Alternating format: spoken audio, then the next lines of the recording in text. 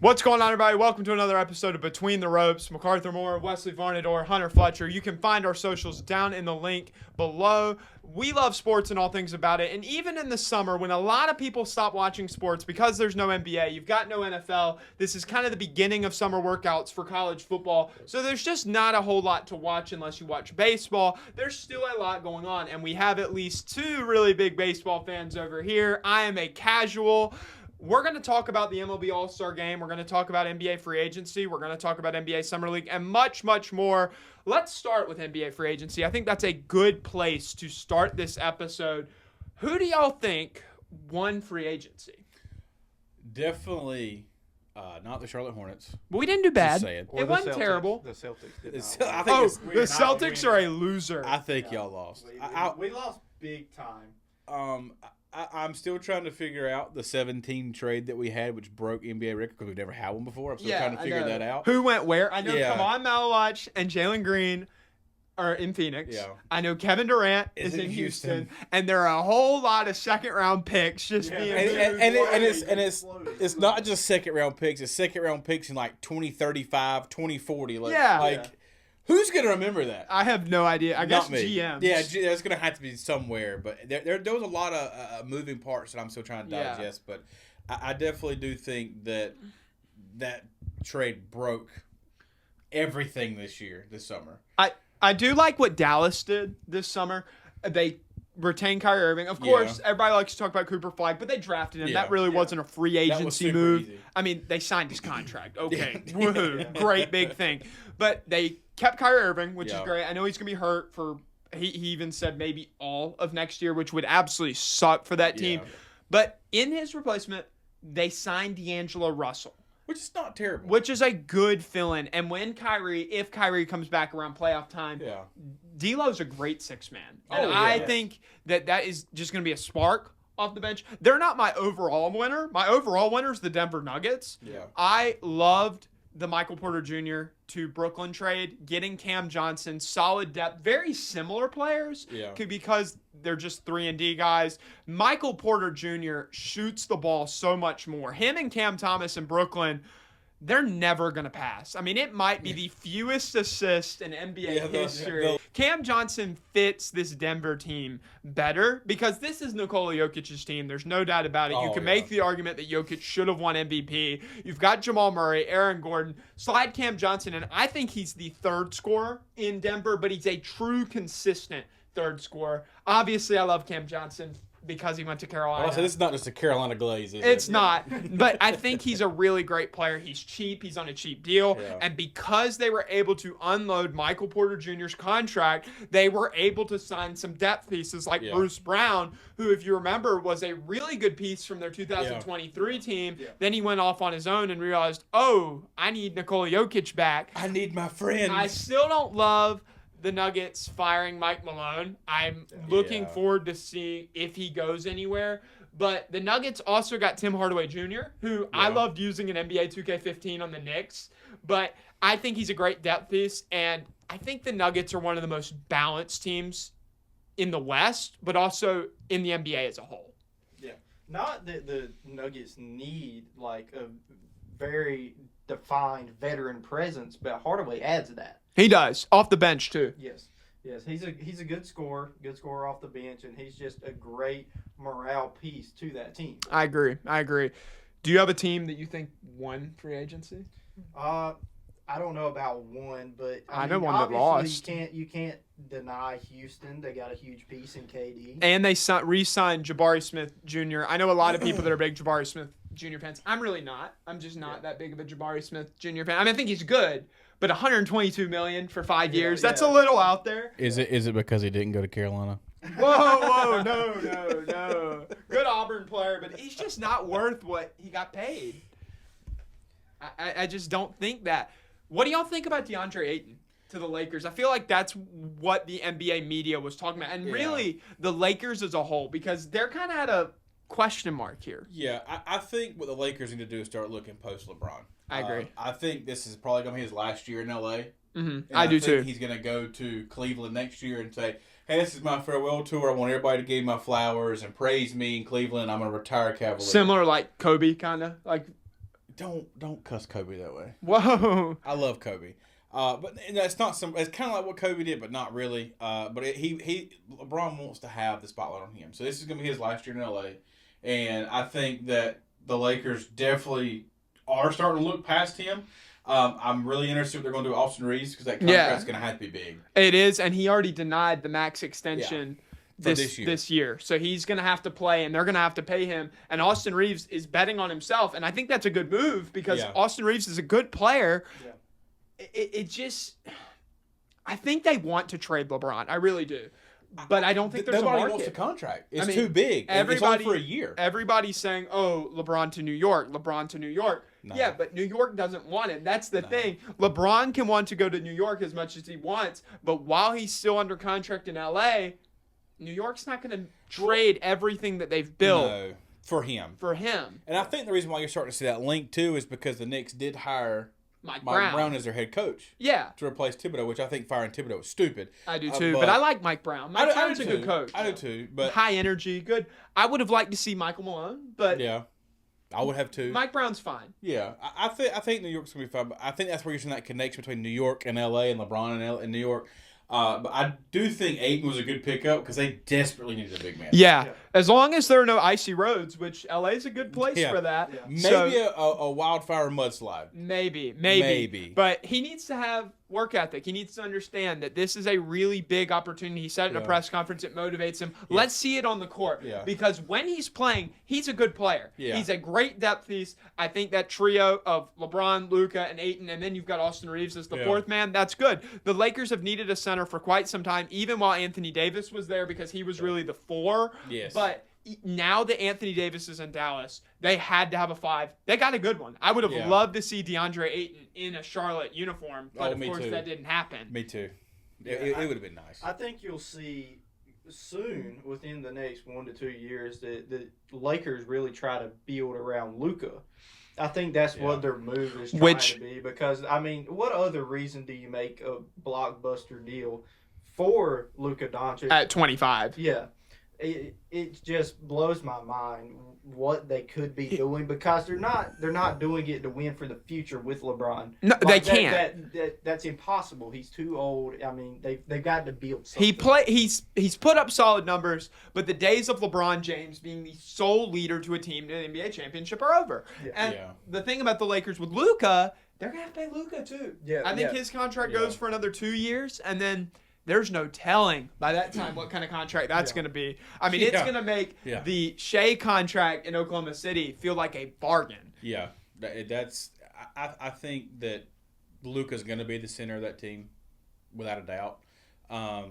But I'm interested to see what they do in 2 years after 8. Do they let him go? Do they trade him? Do they sign Reeves and trade Reeves, or they just sign him and keep him? I mean, there's a lot of things that LA could do, and I'm not a big LA fan. No, me neither. At all.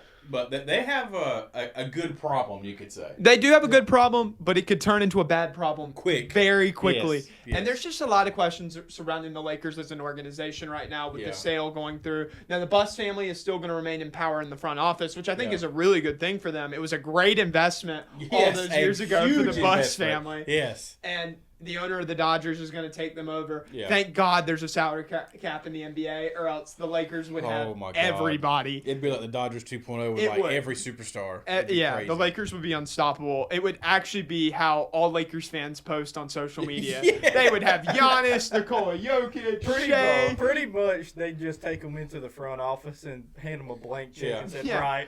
Do you want to defer your money for 5 years? Come to us. Yeah. So, are we going to watch Summer League? I know I am. I'm going to watch a lot of Summer League. I love the NBA Summer League. I'm going to watch a little bit of the Hornets probably. Okay. I'm interested to see what our pieces look like, especially, what his name? Knipple? Knipple? Yeah, Knipple. Golly, Dalton Connect. No ball knowledge. I know. I'm going to get roasted to comments. Negative. But I think he's going to fit well in Charlotte. I do too. Because he's not a give me the ball kind of guy. He is a off-ball player. And I think that's going to work very well with LaMelo and our whole front line. I think it's going to be great. I think if we stay healthy, we're way better than people are giving us credit for. And I think we had a good offseason. I don't know that I'd call it an A+, but I definitely wouldn't give it anything lower than like a B- to a B. And what's crazy is this year the East is wide open because Tatum's hurt. Yeah. Yeah, it's wide open. Sorry. I think y'all will run into problems with the Magic, with Paolo Banchero. I think the team in the East is going to be the Knicks. I do too. This is their chance. This is their chance for Knicks fans to get over the hump, even though half the East is hurt. Yeah, for real. Super young. Well, and the Hornets aren't going to stay healthy. No. And there's going to be problems. People aren't going to play as well as what they thought. But as far as Summer League goes, I think we're going to look really good. I do too. With Con Knipple, Sion James, Ryan Kalkbrenner, Liam McNeely. We had a lot of draft pieces. Yeah. How many first-round picks we had? We had 2 firsts and 2 seconds. Yeah. So I think we're looking good for the future. I think you're right. I think Con Knipple fits our culture. Yes. I love Trey Johnson. I really like Trey Johnson out of Texas. Yeah. But the issue with Trey Johnson is he was going to demand the ball too much. Him and LaMelo Ball were going to clash. So if the Hornets took Trey Johnson, I think you would have had to have seen a LaMelo trade talk at least start, which I don't want to see quite yet. Not as a young team. For the Summer League, for me at least, a team that I'm going to be watching a lot is the Utah Jazz. I knew it was coming. Yeah. You have to. You have to talk about the Jazz. I'm not a Jazz fan. I mean, John Stockton's my favorite player of all time, but that's a sidebar. But they just have so many question marks. Ace Bailey. That's my big question mark. Yeah. Ace Bailey. He did not play well in the first game of the Utah Classic. 8 points, 3 of 13 from the field, 1 of 5 from 3. And everybody was freaking out. Oh, Ace Bailey, he's terrible. He's no good. He's going to be a bust. But then he comes back and turns it around, and he has an 18-point performance against the Thunder, 7 of 14 from the field. And all of a sudden, he looks much more comfortable.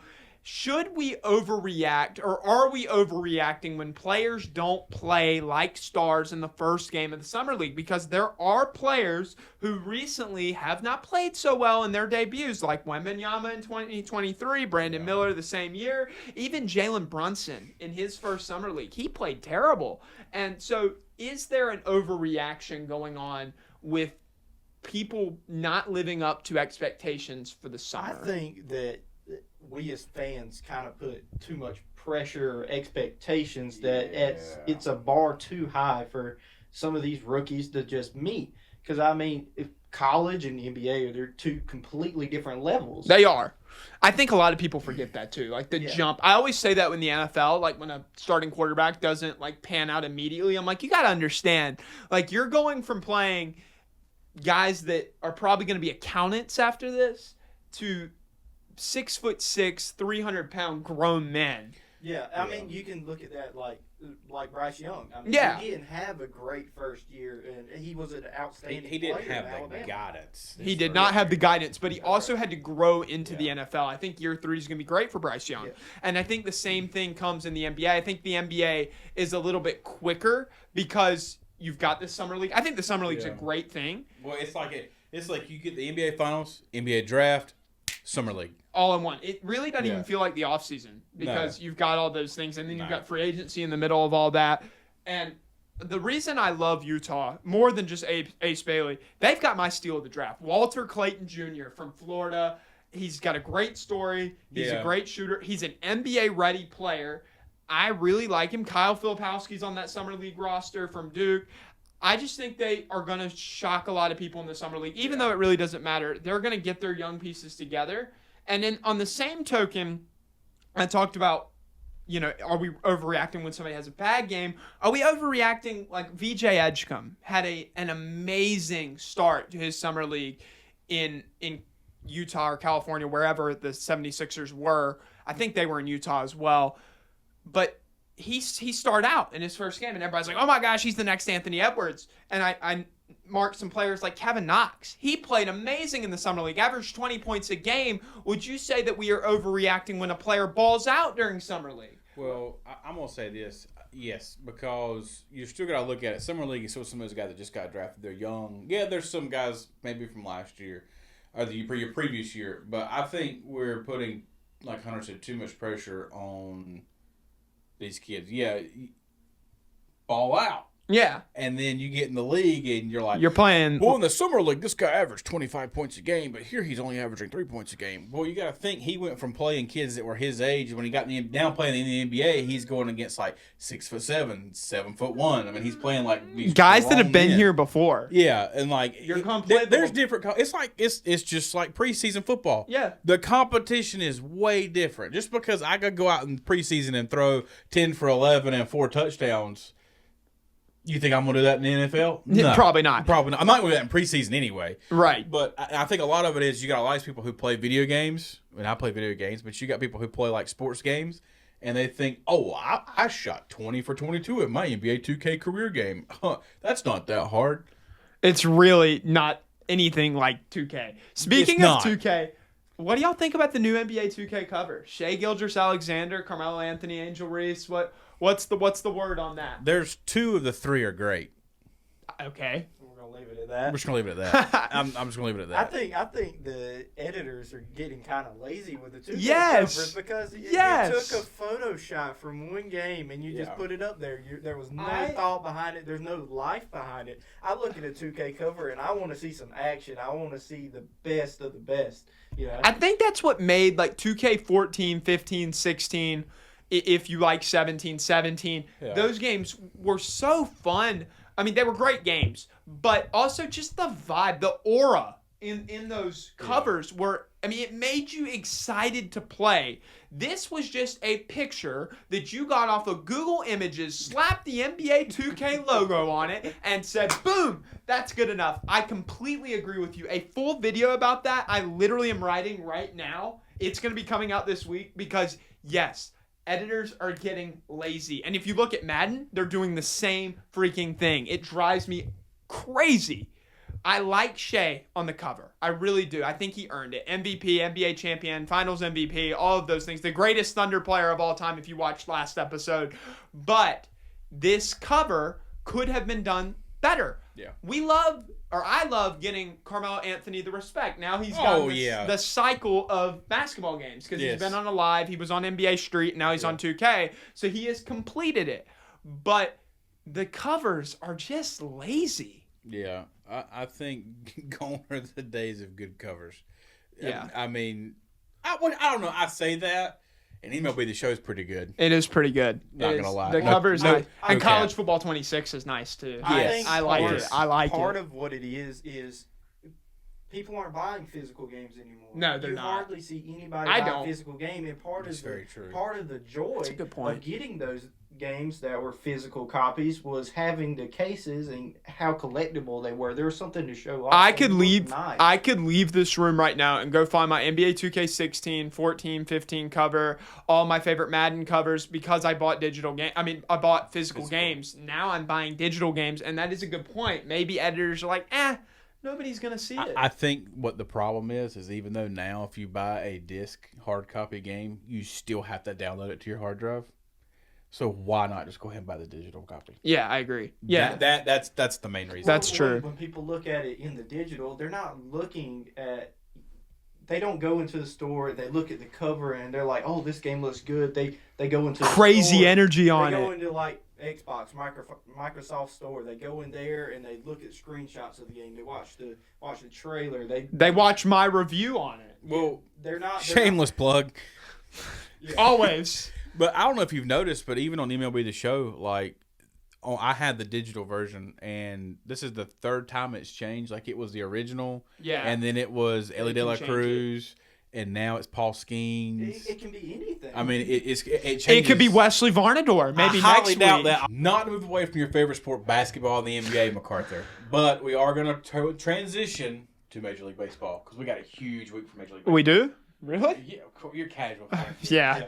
We've got, starting Sunday, we got the MLB draft, which you're probably going to see a lot of these kids that we saw in the College World Series this year. Probably some from LSU getting drafted. Probably some from North Carolina is what I'm thinking. Started, like Glazer. And then Monday, we've got the Home Run Derby. Yeah, I do know about that. If you love home runs, I think this is going to be a good year. And then we got the All Star game on Tuesday. Yeah, we do. Not to mention one of our Whiteville natives. Yeah. Mackenzie Gore made his All-Star. Congratulations, guy. Proud. More on that later. But let's start with the home run derby and who's competing in the home run derby. Yeah. You've got Ronald Acuna. You've got Bryce Homer. James Wood, kid from Washington, having a great rookie year. I mean, just phenomenal rookie year. And then you've got Junior Caminero from Tampa Bay. He's having a pretty good year. And O'Neal Cruz from Pittsburgh. He's going to be in it. He's a hard ball hitter. Who else am I leaving? Cal Raleigh. Oh, from Seattle. Cal Raleigh, one of the best catchers this year. Home run leader right now. Yes. 36. And broke Johnny Bench's record for most home runs by a catcher before the All-Star break. saw a really good story about Cal Raleigh from when he was a kid. It was like 20 years ago. Yeah. And him and his dad did a home run derby. Yeah. And now here we are 20 years later. Cal Raleigh is the leader in home runs in the MLB, and his dad is going to pitch to him. I just think that is an awesome story. Yeah. If Ronald Acuna does not win, which I hope he does because I'm a recently converted Braves fan. So I would like to see Cal Raleigh win if Ronald Acuna doesn't. What you think, Hunter? Obviously, I'm a fellow Braves fan, so I would love to see Acuna win. I think if he doesn't do it, I'd like to see James Wood because obviously Nationals are pretty close to us, and I like Mackenzie Gore. I mean, hometown hero for us guys. But James Wood, he's a great young player, and he hits bombs. That's just what he does. And what a rookie year for him as well. Just as a whole, fantastic. Like outside of home runs, he's just having a great rookie season. I really thought that him and Dylan Cruz were going to be like controlling the outfield, and unfortunately, Dylan Cruz has not had a great year for Washington so far. But you got to look at the Nationals and the pieces that they got for Juan Soto. James Wood is one of them. Mackenzie Gore is one of them, and C.J. Abrams is another one. They're all just panning out. I mean, they're working out great. C.J. Abrams is a great low budget card for MLB The Showdown Dynasty. Let me just tell you. Well, I'm gonna tell you now, he does have a new card out. It's like a does 95, 96. Oh, I've got like the 82 overall. You got to get back to grinding. I know. But let's transition to the All Star game, which is going to be on Tuesday night. Starting out, we're going to do the American League. We'll start with them first. Obviously, Cal Raleigh is going to be the catcher for the Mariners and the American League. You got Vladdy Daddy from Toronto for playing first base. Dude's after his year last year, he's having a pretty good year this year. Yeah, I mean he's turned it around, doing great. He signed a big contract in the off season, and he's coming to prove why he's worth it. And then surprisingly, Detroit's got a ton of good players. Yeah, their fans showed out in the fan though. Gleyber Torres is playing second. Probably the best third baseman in baseball. No offense, Austin, I still love you. But is Jose Ramirez from Cleveland playing third? God, he's been around a minute. He is nasty. Great third baseman, can hit for power. I mean, he's just a solid guy. Then you have Jacob Wilson playing shortstop for the Athletics. Good young. I mean, definitely hit the ball. Great fielding. I mean, definitely deserved being in the All-Star. Do I think that my man Bobby Witt got snubbed? Absolutely. Yeah, Bobby Witt did make it, but I do think Bobby Witt should have been a starter over Jacob. And I know some people are probably going to comment and talk junk. I don't care. It's my opinion. You have yours, whatever. I saw a thing, and it said that you really could have had all three shortstops and just kind of flipped them around. Yeah. And it wouldn't have mattered. So I think Bobby Witt should have been a starter as well. I agree. Bobby Witt is one of my favorite players in the MLB. And so I would have liked to see him be an all-star starter. But I don't think that Jacob Wilson is a disastrous pick or anything like that. No, and I'm not saying that he is, because the he's a great pick. And I think he's had a great year. And I think he's going to continue to have a great year after this all-star break. Of course, Aaron Judge is in the outfield. Yeah. You can't not put him out there. And then you've got Riley Green in the outfield. And also Javier Baez. Used to play shortstop, converted to outfield, and has had a pretty good year this year. I'm like really shocked by that because it came up on my like all-star thing, and I was like, wait a minute, Javi Baez is playing outfield now?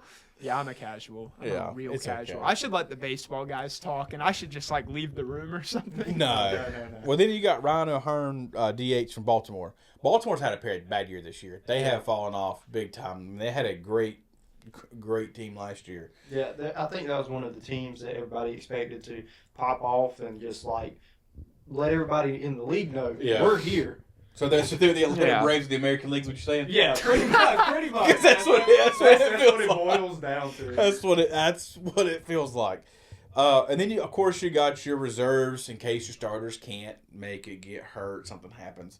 You got Alejandro Kirk from Toronto, Jonathan India from Tampa Bay, Alex Bregman from Boston, Jazz Chisholm, who is playing for the Yankees, playing infield.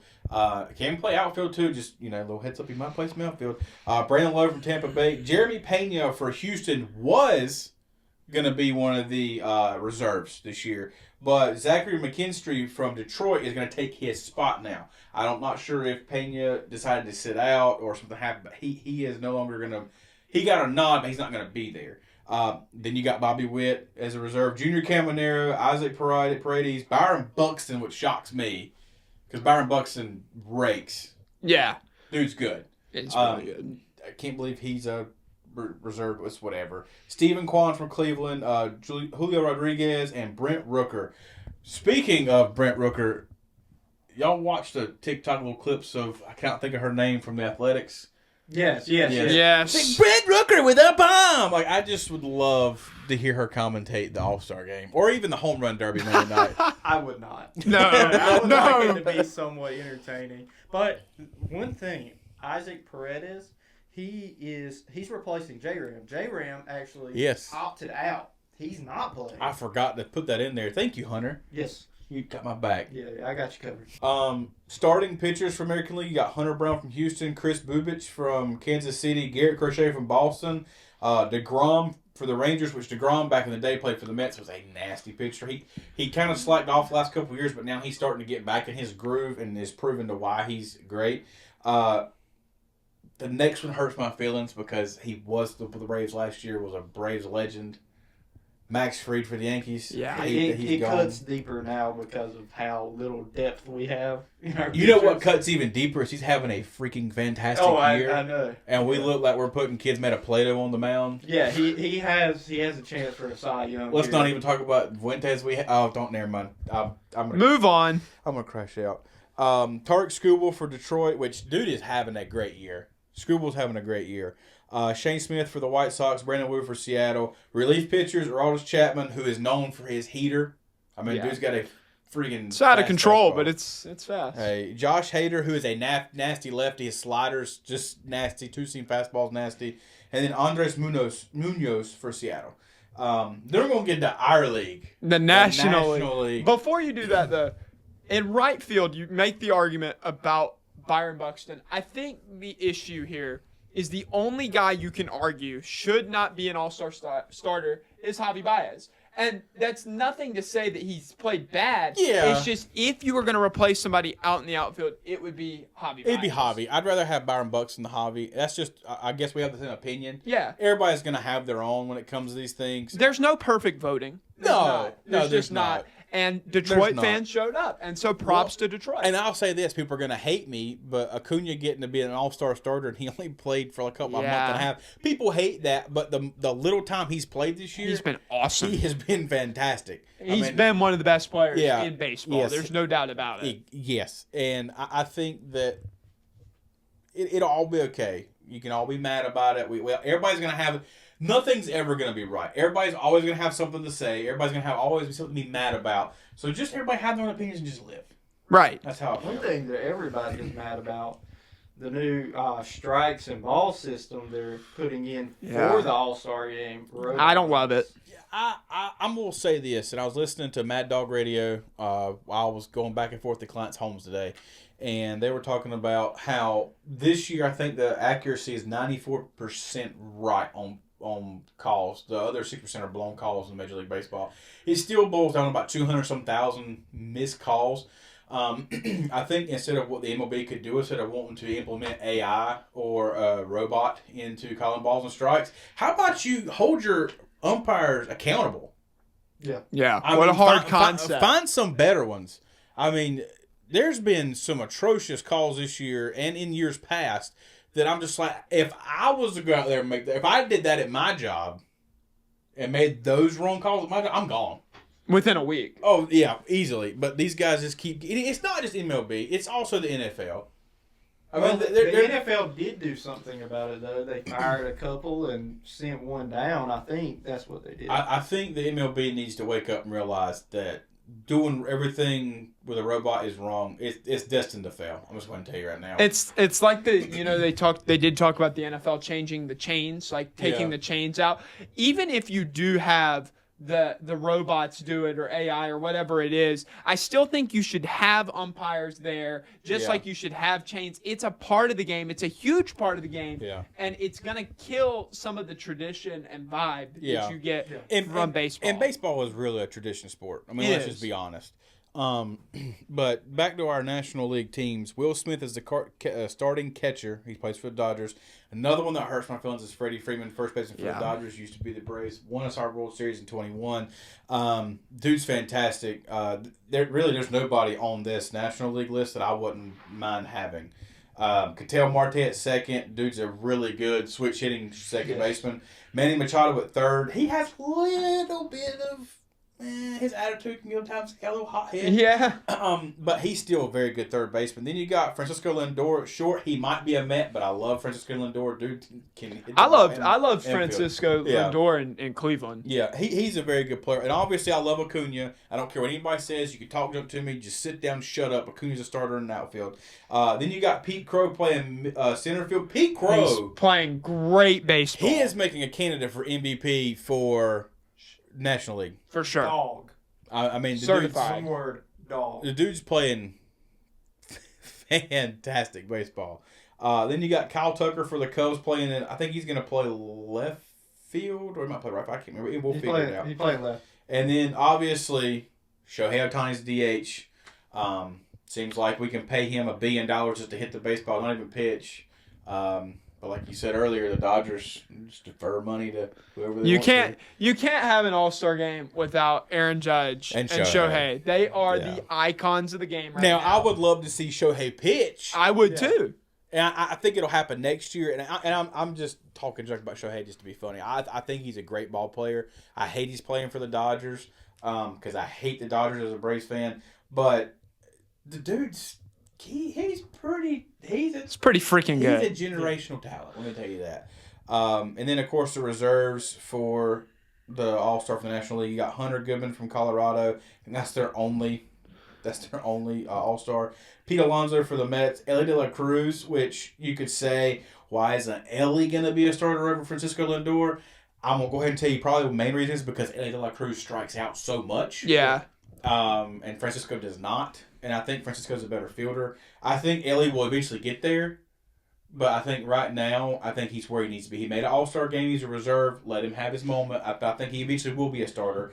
Then you got Brendan Donovan from St. Louis. Matt Olson from Atlanta. Let's go. Big Matt Olson fan. He did replace Freddie. I do miss Freddie, but I do support Matt Olson. Then you got Iñano, I'm going to get murdered for mispronouncing his name, but Suarez for the Arizona. Dude's pretty good. Corbin Carroll from Arizona. Kind of shocked that he's not a starter. Yeah. I feel like most people would say that he should be starting over Acuna. But, again, like I said earlier. Braves bias. Not just Braves bias, but in the short amount of time that Acuna has played, he has played way better than Corbin Carroll. He has played good. I mean, he's having a great year. Kyle Sowers from Miami. Fernando Tatis. If for some reason right now Acuna has having back tightness, I do believe if Acuna is out, I think Tatis is going to start. I think he's going to be your starter in the outfield over him. And then, of course, one of our picks for the Home Run Derby, James Wood's going to be a backup. And then Kyle Schwarber for Philadelphia is going to be the backup DH. It's a pretty stacked lineup. We haven't even gotten into pitchers yet. It is, but here's my issue. I don't love Fernando Tatis Jr. getting the spot over somebody like Juan Soto. I know you're not a Mets guy. I'm not a Juan Soto guy. You're not, but he got off to a slow start, and unfortunately, recency bias did not help him. I watched a report, and they said that they do voting like in the middle of May, and Juan Soto really didn't heat up until June. I mean, he was arguably the best player in baseball in June because he had 29 hits and 90 at-bats, a .323 average, 11 home runs, a 1.196 OPS. Yeah. But then in April, you go back there, it's just 23 hits and 99 at-bats, 232 average, 2 home runs, and a 701 OPS. And so he got off to a slow start. Unfortunately, that hurts him. I don't like it. It is an egregious snub. whether you like him, hate him, it would be like Nikola Jokic getting off to a slow start in the NBA and then him not making the All-Stars after he has a really good December, January, February. One thing you've got to look at, too, is, yes, the Acuna thing, the quantity of time, but what you got to look at is quality of time over quantity of time. He's played consistently good ball, while Juan Soto, he's played iffy ball, good ball, iffy ball, bad ball, all the types. Whole season. Yeah. I'm going to say this. I think that I'm glad Juan Soto got left off. I'm not a big Juan Soto fan because people rival him with Acuna. I think Acuna's had a better career. I think, yes, Soto's made more money because teams are stupid enough to pay him, a.k.a. the Mets. Yeah. But I think all around as a ball player, I think Acuna's a better ball player. I think even Tatis is a better defensive ball player than Juan Soto ever will be. But he can hit. But Juan Soto, when he gets hot, is a generational talent on the bat. He can hit, but the All-Star game, you also got the field. You do. Yeah. The All-Star game is not about getting hot, though. The All-Star game is one and done. Yeah, I do think that. Should he have probably made it? Yeah, but then again, it's okay. Yeah. You're not losing any sleep. I'm not losing any sleep over it. It makes my heart happy to hear Mets fans cry about it. I just had to notice that because of how well he played. Yeah, now he has played very well in the month of June, but I just think that some of these other players have played consistently better. Yeah. All year so far, and I think that has a lot to do with it. I think it just has to do with when these players voted. I really do. It is what it is. It is what it is. Going to the pitchers, you got Matthew Boyd for the Cubs. Hometown hero Mackenzie Gore. I love that pick. He's been a great. He's had a great year. There's no doubt about it. For the majority of the year, he was leading the league in strikeouts. And I think he's like maybe second, third, or fourth right now.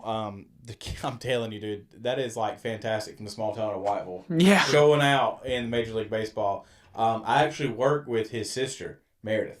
The family is a wonderful family. I think the world of them, and I'm proud that he's made the All-Star game. It's well deserved. Oh yeah, I cannot wait to watch him pitch an All-Star game. It's going to be fantastic. Then you got Clayton Kershaw, who was the legend pick by the commissioner this year. Just broke into the 3,000 strikeout mark, made history earlier this week. He's pretty good. I mean, he's one of the best. He's old. Can I just say though, I don't love the commissioner pick. I think it's kind of stupid. No disrespect to Clayton Kershaw. It depends. I think it's stupid because if you take it into the NFL or the NBA, I know this isn't the NFL or the NBA, but can you imagine Adam Silver just looks and it's like, I think we should get Andrew Wiggins into the All-Star game. I'm just going to use my pick and it's going to be Andrew Wiggins. Woohoo! Or like Roger Goodell. Like, being like, Aaron Rodgers, he's been around a while. Let's just throw him into the Pro Bowl. It'll be all good. Maybe that's the casual coming out movie, but I hate the commissioner. It is the casual because technically what the commissioner pick was for was guys that were, this is my last year. I'm not going to be But it's Clayton Kershaw said that it's his last year? That's where the issue is. He has not. And I don't understand why he got the legend pick. Usually it was for like, your retiring guys who've made the All-Star before. This is their last year. Let them have some fun. Yeah. Your Albert Pujols of the world. Your Miguel Cabrera. People like that. Did he deserve it this year? Probably not. He didn't deserve to make an All-Star. He definitely needs to get the legend pick. But I don't think there's anybody this year that has announced this as their last year. Right. So that's kind of... It's a gray area? Yeah, it's a gray area. I just think that's stupid. Yeah, I think the idea is great. But it being on Kershaw this year is a little gray. But I think in years past it was used perfect. I also don't like the fact that every team has to be represented, like Colorado. Like, as bad as they've been, and yet they still get represented. I saw it earlier. It's like the DEI of baseball is having every team represented. If you don't have a player worthy of an All-Star appearance, then you shouldn't have one. I'm gonna play devil's advocate with you, and Hunter may agree or disagree, but we're all on the Rockies. right? Right. You two suck. I mean, let's just say y'all are batting like 120. Yeah. Sounds about right. I'm batting 350. I've got 30 home runs, but I'm not going to make the All-Star game because but what I'm saying the rest of my team sucks. If you're that good, players should vote you in. Well, anyway, I understand the fan vote, but so the fan vote works for the starters. I understand. The player vote is just the pitchers. So technically, players didn't even vote on the fielders. Yeah. Pitchers are the It ones just that got makes voted no on. sense to me. I need to start watching more baseball. The thing is like, you as a fan, you as a Charlotte Hornets fan, if we you never were get an having, All-Star. I know, but what I'm saying is, should have. if you're having a losing season, when Whoa. does that make you want to vote for your players? I mean, I always do. Yes, but I'm a diehard. You've got to understand, some people aren't just like, that's my favorite player. I would never vote for anybody else. That's my team. I don't care who it is on the team. I just want to vote for the team. Yeah. It's that type of thing. I don't get it. I just don't maybe get one it. day you will. Robbie Ray's pitching for the Giants. Chris Sale, unfortunately, he made the All-Star, but he's not going to play because he's hurt, got fractured ribs. Paul Skeens, who, God, I feel so bad for that guy. He's got it rough. His ERA is like 1.9, like sub 2, maybe like close to like 1.6, but he's like 4-9. He has like one of the lowest ERAs in Major League Baseball, but has some of the highest losses because his team sucks. Yeah, he has no help. I hate it for him. He's so good. God, I wish he was in Atlanta. Not saying we'd probably be any better for him. We'd be a little better in Pittsburgh. Logan Webb. We got Logan Webb for the Giants, Zach Wheeler for Philadelphia, and Yoshinobu Yamamoto. Thank you. I murdered his name. I got you. Who's actually having a pretty good year. I have his card in MLB The Show. Yeah, he's having a pretty good year. He started out really hot. And then Andrew Abbott for Cincinnati. And then your relief pitchers for the National League. Jason Adam, Edwin Diaz, Rennie Rodriguez, and Robert Suarez. I'm going to go ahead and give a prediction. National League's going to win this year. Yeah, by definitely. Far. I'm going to go ahead and tell you National League's going to win this year. A little bit of National League bias. A little bit of bias. Just a little bit. I cheer for the National League every year. Let's do our picks for the Home Run Derby. So y'all said Acuna, you said Acuna, but you said Cal Raleigh would be fine. You said James would be fine, right? Yeah. Clearly, I'm going with the man, Ronald Acuna. But I will also say either one of y'all's two picks, I would gladly take. I don't think there's a loss here where No, I don't think I'm gonna be unhappy with really anybody. I would love to see Ronald Acuna win, but honestly, I'm such a sucker for the story. Cal Raleigh. I just think I think it'll be fun. I think it's gonna be a good actually home run watch derby. it. And I think me and my buddy Justin have bought some cards, and we're actually gonna sit down and open them while we watch the Home Run Derby together. What a day! What a day! And I do think National League's gonna win. The All-Star. I do too. I'm gonna go 5-3 National League. I'm going 8-5 National League. 8-5. That's a bit aggressive. You're going hard there, bud. Always. I gotta feel good about the offense. I don't care about pitching. I want to see bombs, and so. Well, then you watch the Home Run Derby. Well, we watch both, and it's gonna be great because the National League is gonna score 8 runs. Okay. I think I'm gonna say 6-3 split. National League. Okay. I like it. Hey, and then another thing we forgot to talk about too, the trade deadline for Major League Baseball is right around the corner for All-Star break. Coming quick. Yeah. That brings up a big question. As Braves fan, what are we doing? Do you think we'll do anything? I'll be shocked. Nobody wants everybody wants Acuna. ESPN actually dropped a thing about potential trade possibilities for Acuna, and every single one of them suck.